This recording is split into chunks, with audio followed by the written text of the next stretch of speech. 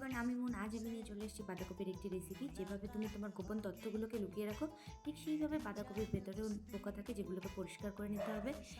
অনেক তো লোকের কাটা খায় নুনের ছিটে দিলে, এবার একটু সবজিতে দিয়ে দাও দেখি, তারপর ভাপিয়ে নেবে।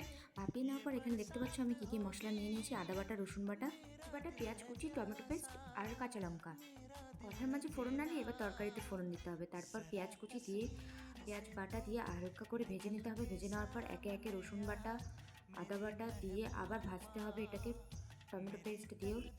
এরপরে হলুদ গুঁড়ো, লবণ, জিরে গুঁড়ো, শুকনো লঙ্কা গুঁড়ো দিয়ে বাঁধাকপিটাকে দিয়ে ভালো মতো কষাতে হবে। যেভাবে লোকের মনটাকে তুমি ঝাল্লা ফাল্লা করে কষায় ফেলো, ঠিক সেই রকমভাবে সবজিটাকেও কষাতে হবে। কষাতে কষাতে এর মধ্যে দিতে হবে গরম মশলা। গরম মশলা দেওয়ার পর একটু জল দিয়ে এটাকে হালকা করে ফুটিয়ে নিতে হবে। নেওয়ার পর রেডি। রুটি, গরম ভাত সব কিছুর সাথে এটা ভালো লাগে।